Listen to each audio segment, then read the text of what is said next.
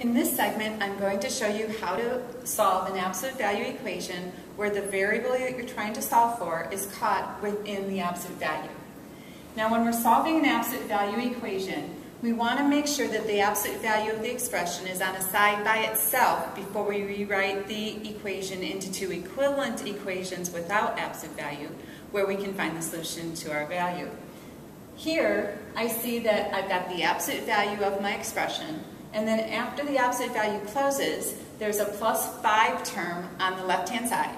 And so in order to get the absolute value on a side by itself, the first thing we want to do is to subtract 5 from both sides to get the absolute value of the expression on a side by itself. So we will subtract 5 from both sides. So we have the absolute value of 3x minus 2 is equal to 10. Now when you stop and think about what this is saying, it's saying that whatever you plug in for your letter, if you take 3 times that number and subtract 2, that the number that's in here has to have an absolute value that comes out 10.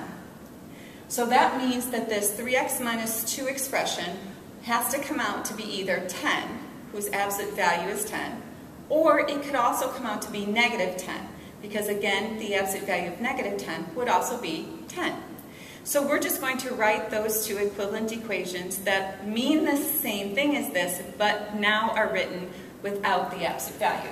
So the 3x minus 2 has to be 10, or it could also be that the 3x minus 2 is equal to negative 10. Now that we've written them this way, we can go ahead and solve these equations individually. For the case where we have the 3x minus 2 is equal to negative 10, we will add 2 to both sides to get 3x is equal to negative 8. And then we'll divide both sides by 3 to get that x is equal to negative 8/3. For the other case, again, we'll add 2 to both sides. So we have 3x is equal to 12. And then we'll divide both sides by 3 to get that x is equal to 4.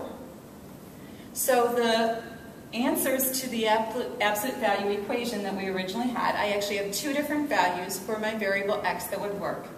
Either x is equal to negative 8/3 or x is equal to 4. And we need to make sure that we report both of these answers when we're giving the solution to this equation.